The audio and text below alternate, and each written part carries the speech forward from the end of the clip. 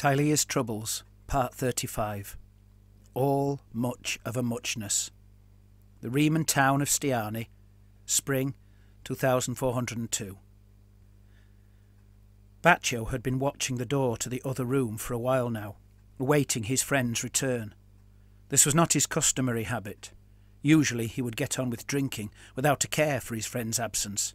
But, considering their current situation, there was a genuine chance his friend would not return, and that would leave Baccio entirely alone in the world. He had attempted to distract himself by listening to the inn's landlord talking loudly with some local fellow, exactly as Ottaviano had suggested he did.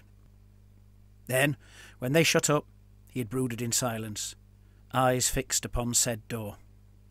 Relief flooded through him when, at long last, Ottaviano burst through to take his place back at the table. "Not good," said Ottaviano. He gestured towards the little company of men he had left feasting in the next room.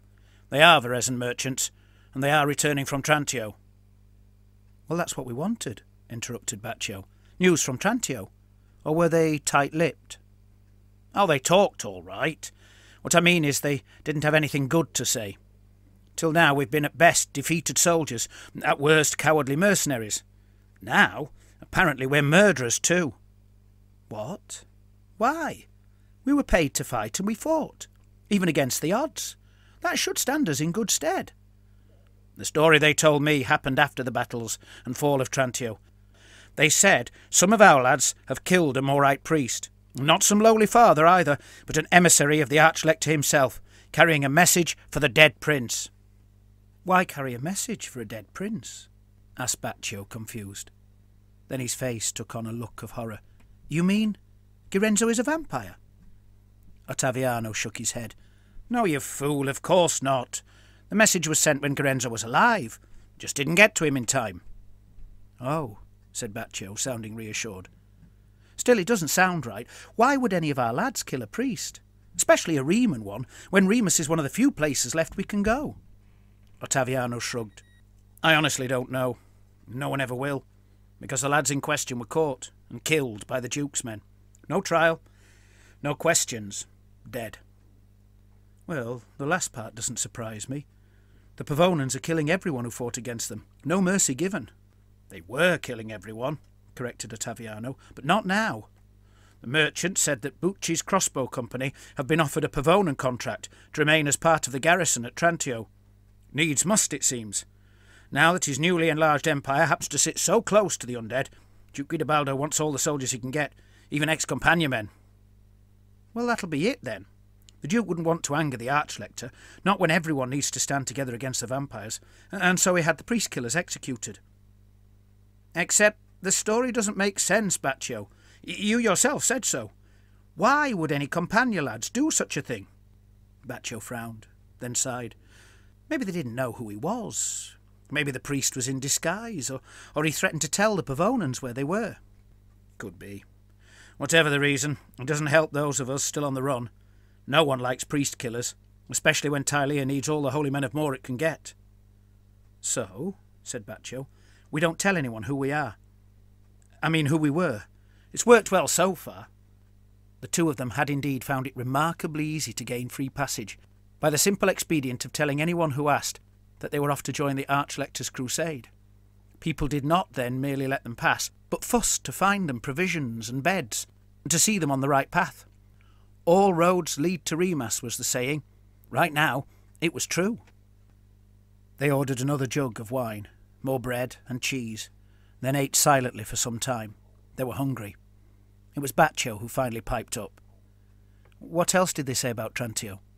Ottaviano talked in between stuffing chunks of bread in his mouth. "Martial law, bad for trade. Duke Guidobaldo setting all the prices. His army's still in the city, not sacking the place, but eating everyone out of house and home." He drank a deep draught of wine. "And the Duke's got elves in his service now, riders on white horses. He might not like dwarves, but he doesn't seem to have a problem with elves." "Maybe it's beards he doesn't like," quipped Baccio. "I heard the Archlector will excommunicate him for continuing the war." "I don't think that's the way the Duke sees things. He calls himself More's most obedient servant. and claims all he has done was so he can more certainly defeat the undead. You said as much in summer, didn't you? How he would be the hero when the time came. I did, said Ottaviano, rolling his eyes. I just didn't expect it all to work out so well for him. Apart from the death of his son. Aye, apart from that. Apparently not one for grieving, though. The merchant said his son's corpse, still warm, was packed off to Pavona in a cart, while he simply commanded his other son to come and serve in his brother's place. He's going to give the city to the lad, a mere boy. Well, in name he might, but in truth it'll be him that rules. Aye, agreed Ottaviano. I think that man wants to rule all Tilea. I think he wants to be a king. They're even calling it the War of the Princes, but I counted only one real prince. Dukes, princes, lords, they're all much of a muchness to me, and archlectors too, Baccio snorted, then looked his friend in the eye. Are we really going to join this crusade? Well, we are going to Remas, even if it's just to make sure we don't end up in Pavonan hands. Let's see what happens when we get there, eh? Might be preferable to spend a while labouring on defences or such like. That way, no one will suppose us to be mercenaries and start asking us where we came from. The Remans won't care that we were Compagnia men, surely. No, said Ottaviano. I doubt they will. Could be the opposite. They might like us all the more for being soldiers. Remans like mercenaries. Their army is made of mercenaries by law. Baccio raised his hand to hush his friend, a smug look of cleverness coming over him. It was, he said, but no longer. Now they say, or at least the landlord said to one of his neighbours before you came back, that the Archlector is raising Remans to serve him as citizen soldiers. Maybe he wants to emulate Duke Guidobaldo's successors with his Pavonan fanatics. Ottaviano gave a fake laugh. The Archlector just wants soldiers, and all he can get. He's already threatened to excommunicate everyone who in any way hinders the crusade. He's even asked the Wizard Lord of Campagrotta to send his ogres. He means business. This crusade is going to be big. That lad in Palamtrina said elves from the Teta Verde forest were joining the crusade, added Baccio. Ottaviano laughed loudly. That lad in Palamtrina told us that painted rat men were swarming on the western coast, and that flying Arabians had captured Lucini, while the young prince, who was actually a girl, according to that lad, cried. I wouldn't put too much stock in what he said. Maybe not. But I'm not so sure the crusade is going to be so big. They say the Archlector won't send help to Urbino. Huh? Asked Ottaviano. Why? And that's what the landlord's neighbour was complaining about. He has family there, and the Archlector has sent no help at all.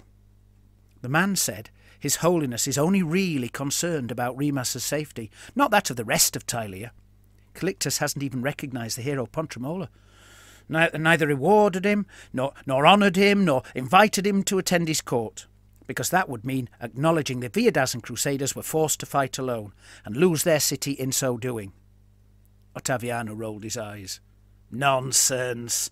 That's just gossip and tittle-tattle. If the Archlector was so embarrassed by the fall of Viadaza, why has he lodged its exiled lector in his palace?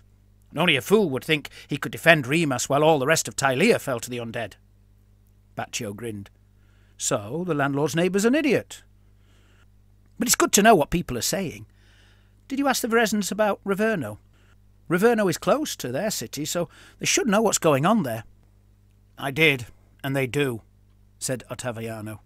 The two of them had talked previously about going south, not west, maybe to Verezzo or maybe Raverno. As there was no love lost between Pavona and Verezzo, however, this meant it could well be Duke Guidobaldo's next conquest in his desire to forge a mighty empire. Neither Baccio nor Ottaviano were keen on fighting the Pavonans again so soon, which left Raverno looking like the best choice. There's trouble of a different kind there, Ottaviano continued. Since Kernag's Wag was defeated, the VMC Northerners in Alcente have begun throwing their weight around, just like General Fortebraccio said they would. The VMC army has already held Raverno to ransom, claiming they were exacting revenge for the defenestration of Raverno. Gods alone know what that is. Apparently they burnt the settlements at Campanefro south of the city, and extracted a large sum of gold from the terrified Ravernans. I doubt they'll stop at that, nor honour whatever terms were agreed. The merchants in the other room said the VMC were little better than armed robbers, who called their threats haggling and their plunder profits. Baccio shrugged his shoulders. That sort of trouble could be good for us. Maybe we should go there. It would mean work. You're still thinking like we're part of the marching Compagnia.